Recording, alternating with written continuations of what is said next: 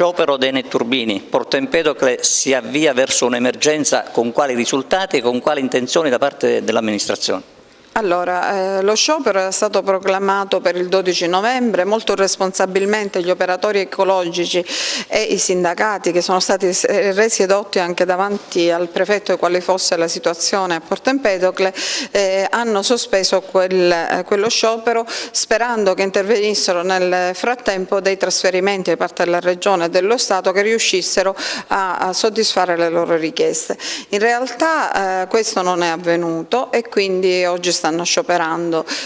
Oggi ho convocato proprio una conferenza stampa per dare atto della situazione particolare, drammatica e sempre legata agli effetti del dissesto pregresso che si è venuta a creare a Porto Empedocle, una sorta di tempesta perfetta che in effetti muove i suoi passi dal lontano 25 settembre. Io da quella data che combatto per diciamo, far sopravvivere questo comune, perché davvero è a rischio sopravvivenza. Oggi però siamo arrivati al limite, è giusto che io dica ai giornalisti e alla popolazione che cosa sta succedendo, anche per non fare il capro espiatorio di colpe di altri, perché evidentemente quello che sta succedendo oggi è legato al dissesto, alla situazione che ci è stata lasciata e per come si è sviluppata in questi 2 anni, ed è giusto darne atto, anche perché tante volte mi chiedo come mai io sia qui in questa situazione, quale sia il motivo profondo.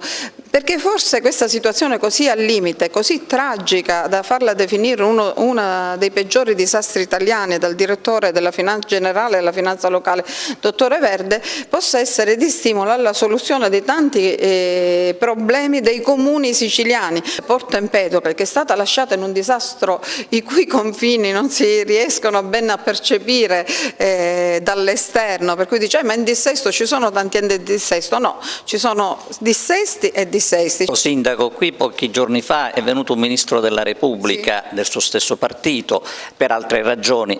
Ovviamente ne avete parlato di quella che è la situazione di Porto Empedocle, quali promesse ha ricevuto? No, promesse noi del Movimento 5 Stelle siamo soliti non farne.